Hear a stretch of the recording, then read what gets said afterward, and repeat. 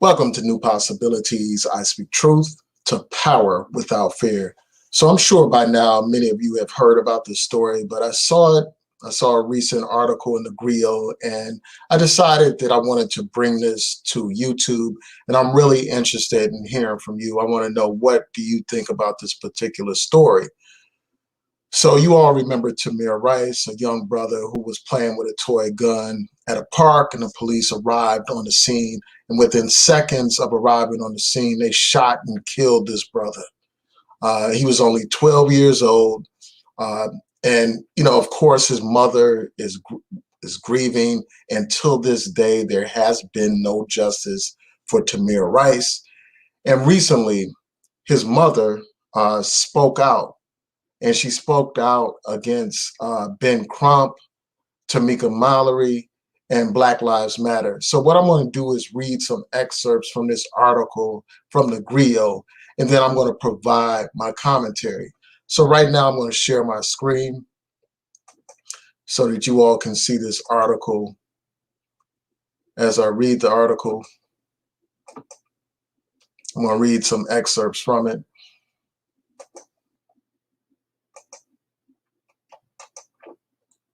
So here's the article from the Griot. And it says, the mother of Tamir Rice accused Tamika Mallory and other activists as monopolizing the fight for racial justice. And she posted, several things on social media. And this is one of the first things that she posted. She said, "You Black Lives Matter bitches riding these families back. Y'all have fucked up our fight." That's what she said. And then she went on to say this, she said, "Look at this clout chaser.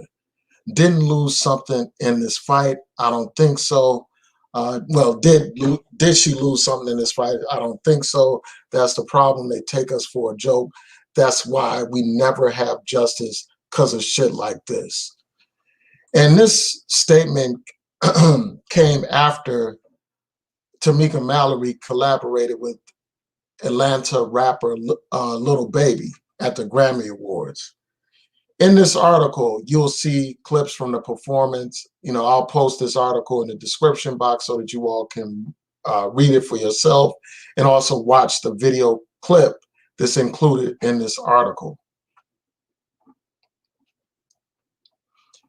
And, in this performance, there's a segment where Tamika Mallory actually performs with this rap artist. They have a stage set up. So, they have a stage set up where she's speaking at a podium, and there are protest signs behind her. And it sounds very rehearsed. It doesn't sound like a natural type of speech and all that kind of stuff.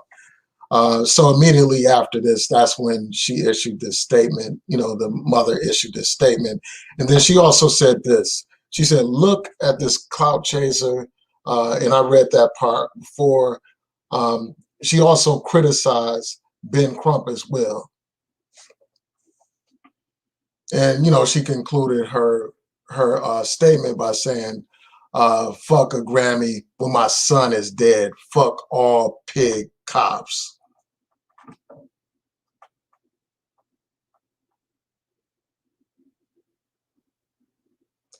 And then she also said this, this is another quote that she put up. She said, "I'm tired of you Black Lives Matter bitches that's riding these family back, and y'all ambulance chasing attorneys." And then she has Ben Crump's name there and Lee Merritt's name there as well. That was the part that was missing from the quote that I read earlier.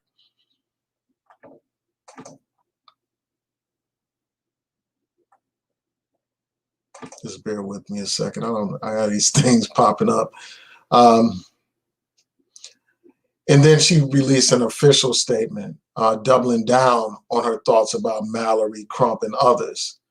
She called on Tamika Mallory, Sean King, Benjamin Crump, Lee Merritt, and others, and Black Lives Matter, to step down, stand back, and stop monopolizing and capitalizing our fight for justice and human rights.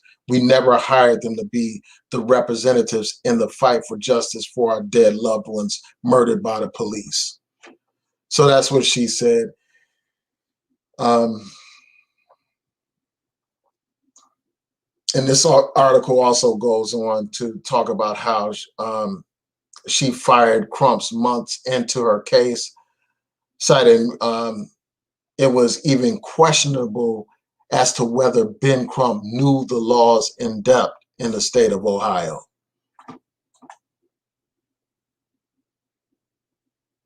It says, we don't want or need y'all parading in the street, accumulating donations, platforms, movie deals, etc. off of the death of our loved ones, while families and communities are left clueless and broken.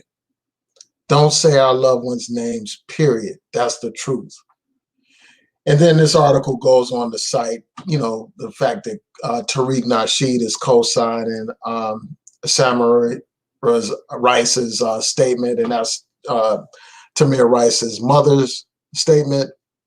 So he says that she's 100% correct to call out these phony white liberal entities who exploit the deaths of her son and other Black people for money and then use the resources to fund immigrant and LGBT groups while doing nothing to help protect Black society. And so you had this picture of Tariq Nasheed here with her saying that, let me scroll back up.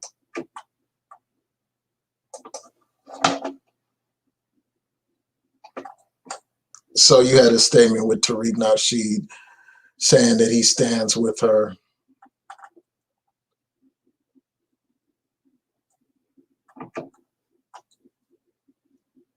All right. And there's some more statements here that I won't go into.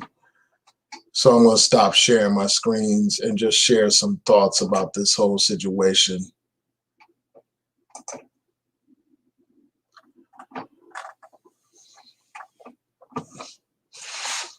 Yeah, so the first thing is, I'll say is this, like, I understand her pain. I understand why she would say these things. Because too often, what we see in these cases where Ben Crump is the attorney and some of these other attorneys that you see going all over the country, what we often see is there's no justice for these families. Like the families receive some money in a settlement.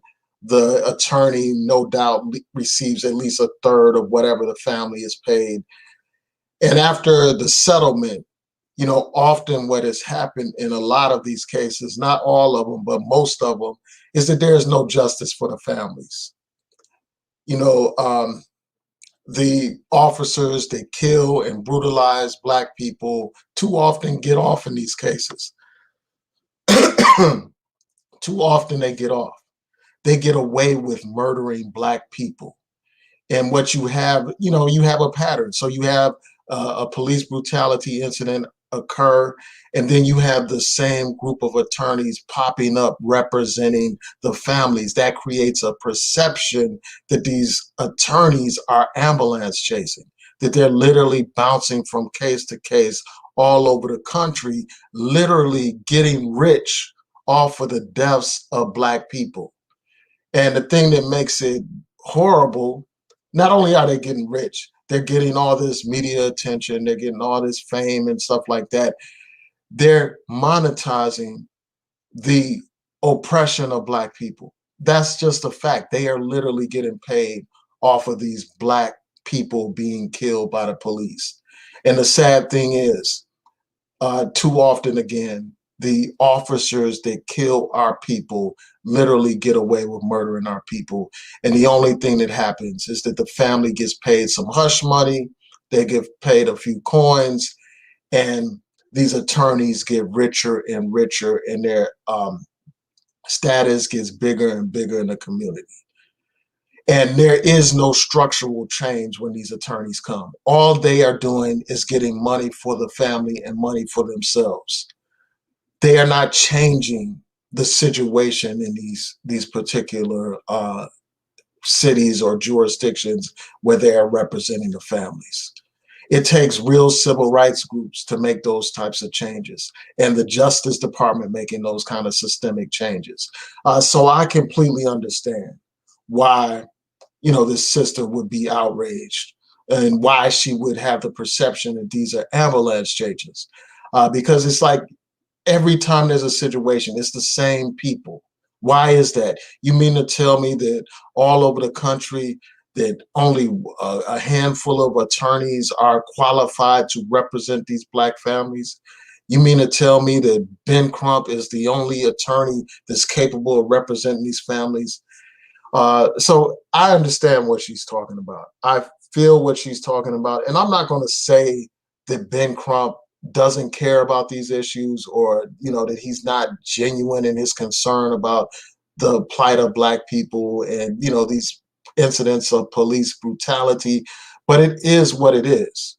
And I understand what this sister is saying with respect to Ben Crump and others. And you got like people like Shaun King, for instance. I mean, Shaun King, he does a service to the community by bringing attention to these issues, by speaking out against police brutality.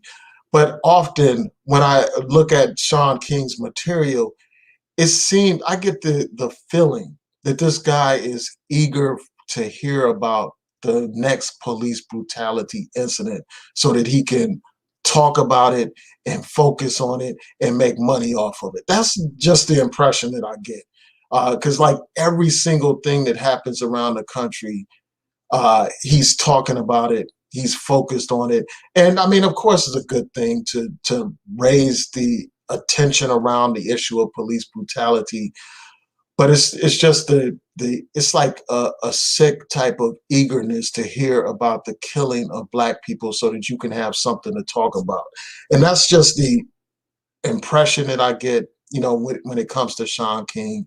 And I've raised questions about, whether or not he's, whether or not he's a person of integrity, because this man is pretending like he's Black when he's not Black. So that makes me question many things about him. So the next thing I want to talk about is Tamika Mallory. This sister basically said that Tamika Mallory was clout chasing and all that kind of stuff, and and that she's not really helping the people and not really about the people and stuff like that. And this is what I have to say. Like, I really believe that Tamika Mallory is sincere. I think she is a sincere activist. I don't think that she's in it for publicity or anything like that, because she's been involved in the struggle for many years. She's involved in the struggle even when there are no cameras around and stuff like that. So I don't fully support what Tamir Rice's mom was saying with respect to Tamika Mallory, but I understand why she would feel that way. Like, I do understand, because here she sees, Tamika Mallory getting attention at the Grammys, like actually participating in a performance, and that creates a bad perception, impression. And I understand that. Like, I don't think that, someone should completely discredit Tamika Mallory based on one performance at the Grammys or anything like that. But I do believe that that was in bad taste to perform at the Grammys, because it creates the perception that you are, profiteering and, clout chasing and using your activism to advance yourself, to get money in your pockets, to bring attention to yourself, to get clout and all that kind of stuff, and publicity. That's the perception that it creates when you perform. And then you also cheapen the struggle by participating in a performance. You're not actually speaking, and it's not a real police brutality incident, but you're performing. So that cheapens the struggle of Black people. And I understand why somebody would be concerned about this. And, so that's what I have to say about that. Like, I really think that she's sincere, but I think that her decision to perform at the Grammys was a decision that wasn't made, wasn't the best decision. Let me put it that way. It wasn't the best decision, and it undermines, her message. It makes it seem as if she is just entertaining people and clout chasing. But I know that she's not. I believe that she's sincere, because she has been at the front lines of the struggle for Black people for many years. She has a strong track record of fighting for Black people and standing firm for Black people. But I think that this was in bad taste. And I think that, part of this is because of the attention that she received when you had Megan Thee Stallion, use segments from her speech where she was calling out Daniel Cameron. So that has brought more attention to Tamika Mallory. And I'm sure the Little Baby's camp reached out to her and asked her to be a part of this.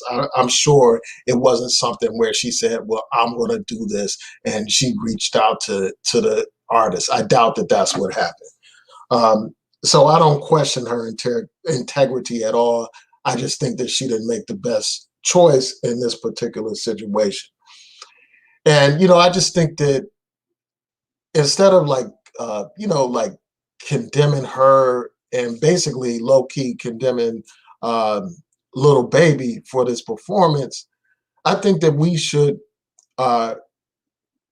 celebrate artists, like Little Baby when they use their voice for positivity, when they use their influence to push issues that matter to the Black community. The last thing that we need to be doing is saying bad things about the artists or people affiliated with the artists when they are actually trying to use their voice to make a difference in our community. And make no mistake about it, the voice of these entertainers has great power. That's why they use these artists to sell products and all that kind of stuff. They will use them to promote different products, to promote different brands and different items for sale, because they realize the influence that these artists have. Artists like Little Baby can reach far more people than even a Tamika Mallory or any of these activists that you see. So that's why their voice is important. And the last thing that we need to do is criticize them. The next thing that I'll do is I'm going to talk about Black Lives Matter. Like, she basically went after Black Lives Matter as well. And I understand why she would go after Black Lives Matter. I mean, there are legitimate questions about Black Lives Matter and how they use the funds that they have received. They have many civil rights organizations, period, just across the board, have received a lot of donations following the death of George Floyd. You have a lot of these corporations and stuff like that that want to just have a good image. They want to, support, Black Lives Matter. They want to support the efforts dealing with police brutality, or at least have the perception of supporting these efforts so that they can get a bigger market share. I mean, part of it is financial. Like let's not make any kind of mistake about it. Part of the reason why these corporations have decided to give money to causes around George Floyd is because it makes good business sense, and it will help them get a bigger market share of the Black dollar. So that's a part of why you have these corporations pouring in all this money to these social justice groups following the death of George Floyd. And also the George Floyd situation was just so egregious and so outrageous that it was like the straw that broke the camel's back. And that's why you had all these corporations give money to groups like Black Lives Matter. Now, after Black Lives Matter received all this money, you had like a rivalry within Black Lives Matter. You had people and local activists saying, well, how are you spending this money? What are you doing with the money? Are you giving it to the communities on the ground that are really dealing with these issues? And, there were issues over pay and over who was the executive director and all that kind of stuff. So there's a hot mess going on with Black Lives Matter. I mean, and you also had Trayvon Martin's father, for instance, side with a local activist in Ferguson to basically say, well, You all need, Black Lives Matter needs to give money directly to the community. And I think that those are legitimate concerns. People have every right to ask for accountability from these civil rights organizations, to ask them, what are you doing with the money? How are you using the money to make a difference in the communities that you profess to be so concerned about? Um, so I think that those are legitimate questions, to ask, like, are they monetizing off of the plight of Black people? But I will say this in terms of Black Lives Matter. Black Lives Matter is an effective organization in terms of bringing attention to the issue of police brutality, in terms of advocating for policy changes and actually doing something to get involved in a movement, actually putting feet on the ground, boots on the ground, marching in communities, demanding justice for our people, facing the police, doing what they have to do to advocate for our people, bringing attention to the very basic issue that our lives matter. So in that respect, they are unrivaled at this point in terms of bringing attention and organizing around the issue of police brutality. They are doing more than many other groups, unfortunately, in our community. So I'm not going to completely throw them under the bus. I think that legitimate questions have been raised about how the money is spent. And, a lot of people, including Tamir Rice's mother, have raised the issue of, well, actually, it wasn't. I don't think she raised the issue. It was Tariq Nasheed raising the issue of, groups like this using the money for LGBT issues and all that kind of stuff, or focusing on LGBT issues and immigrants issues instead of Black issues. The thing that I'll say is this, like, I think that groups can have multi pronged approaches to different things. They don't have to solely focus on one issue.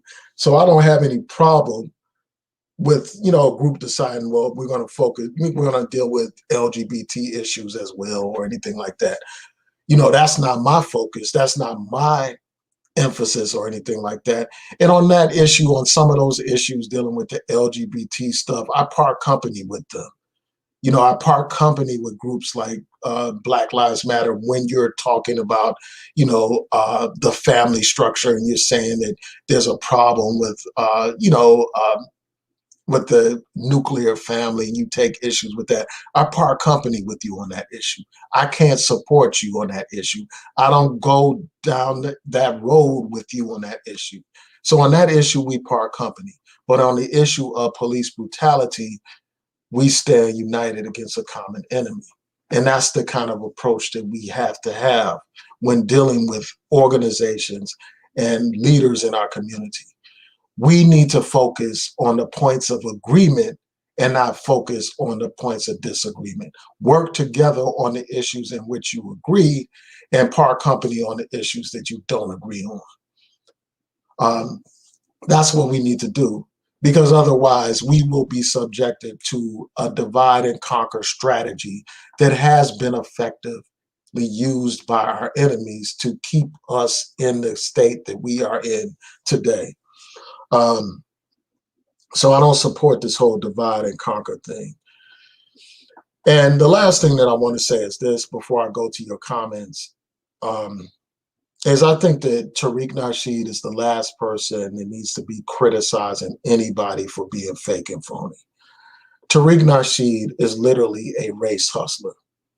This man is all about the money. This man is all about monetizing the struggle of Black people to enrich himself.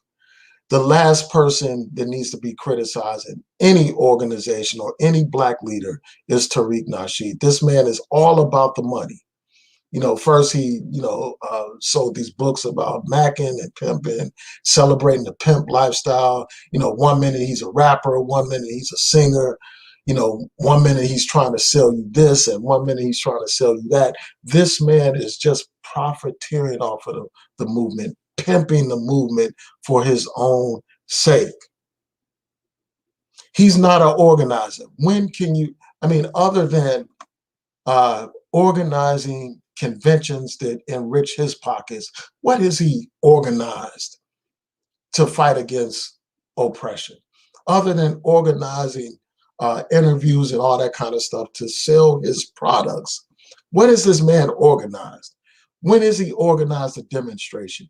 When has he organized an effort to lobby either Congress, the White House, the State House, City Hall, or anything?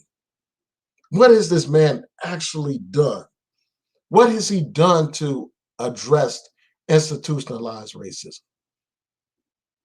This man has done harm to the Black community by encouraging Black people not to vote. He has made the job of the GOP and these white supremacists easier by discouraging Black people from voting. And, and thank goodness people didn't listen to him. Thank goodness he was, for the most part, a marginal figure in the Black community, and he had no impact on the election. Thank goodness. Because if he had his way, we would have had 4 more years of a white supremacist in the White House, Donald Trump. So those are my thoughts. I'm really interested in hearing what you all have to say. I'm going to look at the comments real quick. Shout out to everyone in the chat. Shout out to Bonafide 1970. Thanks for tuning in. I see a lot of people are saying that she is telling the truth.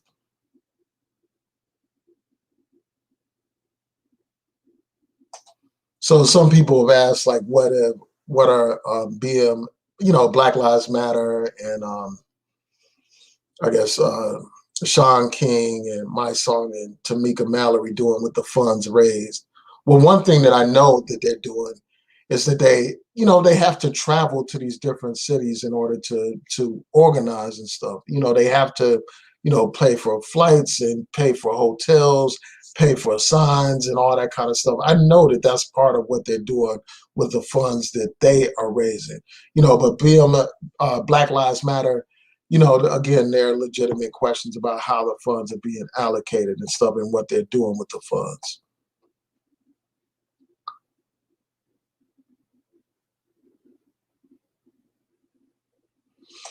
And part of me does wonder, like, just about not necessarily just these activists that we're talking about here, but just period. I just wonder, like, if a lot of these people would be doing the things that they do if there were no cameras around, if there was no clout involved, if there was no media press involved, if there was no social media that they could use to make themselves look good. Like, I sincerely wonder if they would still be aggressively advocating the way that they do.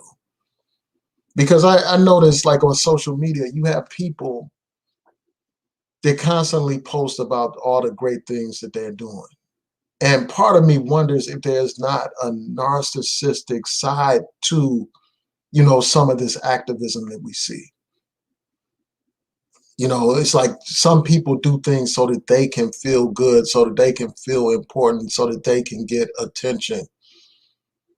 Because it's like, I just wonder, like, why does somebody even, like, if you're doing good, why do you need to constantly post it? Constantly post, oh, I'm doing this for the community. Oh, I'm doing that for the community.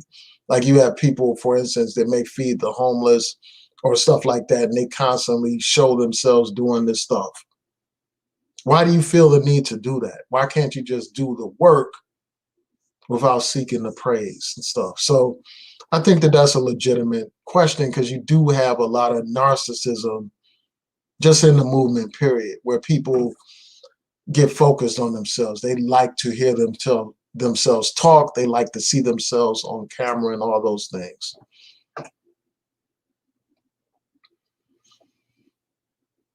Yeah, so Tiffany Phillips asked if they, if Ben Crump and Lee Merritt are like the modern day Jesse and Al Sharpton. And I think that's, I mean, there is something to that, because, like, the fact that you hop from state to to city, litigating these cases and stuff like that. I mean, I think part of it is just the media. The media has created this perception that these are the elite attorneys, these are the important attorneys.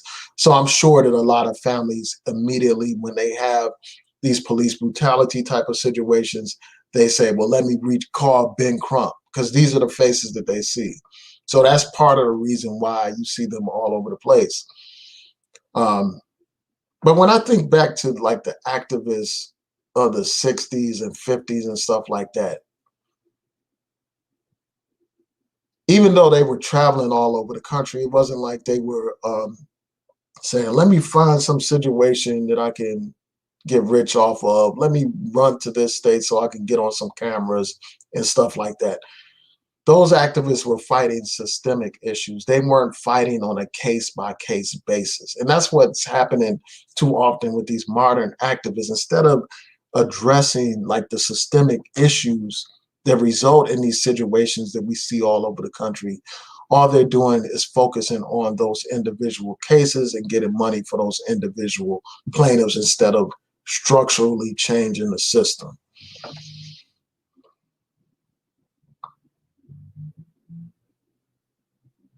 Yeah, and I hear y'all about being tired of seeing Ben Crump, because, like, I mean, they act like he's the only Black attorney that can represent Black people in these cases. I mean, every single case, he's the attorney. Like, there's something wrong with that picture. It creates again that perception that he's ambulance chasing. It creates again the perception that these attorneys are literally monetizing off of the suffering of Black families.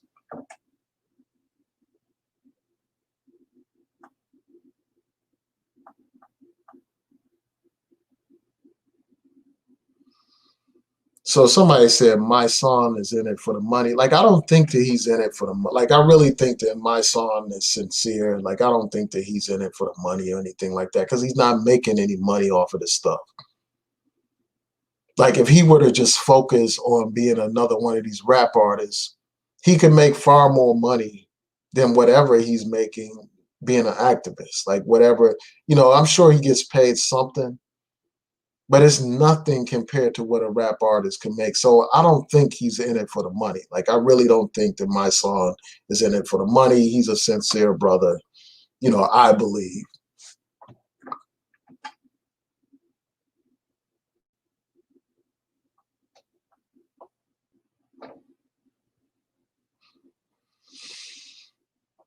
Yeah, so Def Rocker, I guess you asked like what she did at the Grammys. She performed with Little Baby, and I mentioned that earlier.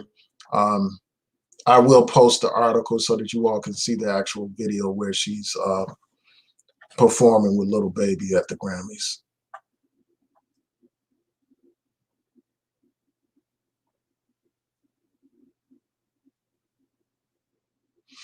Yeah, I think this is an excellent point that Bonafide raised. Too often, like too often people just view these victims as just names. Like, they are just hashtags and stuff like that. They don't understand or feel or empathize to the same degree that family members do. Like, for the family members, this is not just some name to rally around. This is a real person that lost their life at the hands of the police. These are families in pain that are suffering from what has happened, from the brutality. They are suffering from the racism and all that kind of stuff. And you had these people that fly into town, you know, get on camera, make all these statements and make all this money at the expense of the families and stuff like that. It should be the activists in the community on the ground already that are doing the work. This should be the leaders around these issues. There's no need for some out of town person to come to these communities.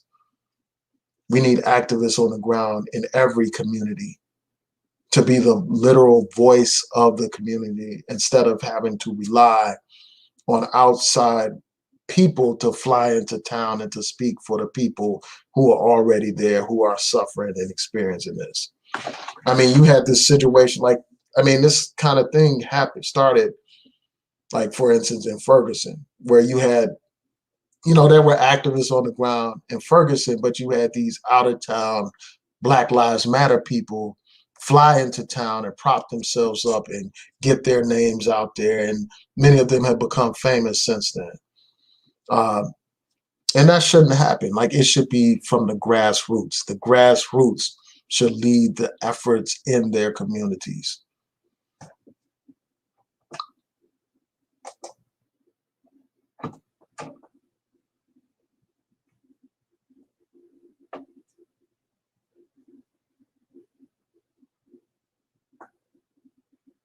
Yeah, and I don't even listen. I see Bonafide 1970s comment about Little Baby. I don't even listen to Little Baby. I couldn't name one of his songs. Like, I don't listen to a lot of these young rappers.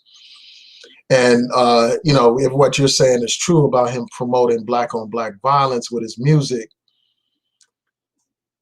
that's a huge problem. Because, like, how on the one hand are you going to do a song, which is good? Like, I'm glad that he's doing songs about police brutality, and I hope that he moves away from this music that promotes black on black violence, if what you're saying is correct.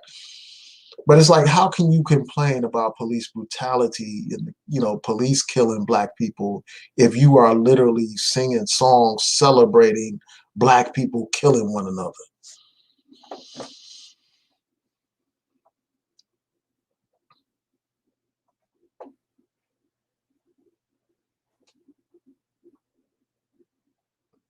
So yeah, I want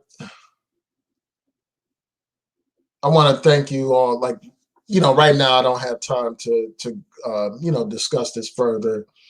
Somebody asked for a link. And I'm going to probably have some future shows where I set up a panel, but they will have, the only people that will be able to join are people that I'm familiar with, channels that I'm familiar with. Yeah, so with that, I'm going to say peace and blessings to each and every one of you. Tell me what you think about this issue. Do you think the sister is right about Tamika Mallory, Ben Crump, Sean King, and Black Lives Matter and all these other people? Tell me what you think. So please rate, comment, subscribe, like the video, share the video, hit that notification bell so that you'll know when I post new content on here. Peace and blessings. Have a great day.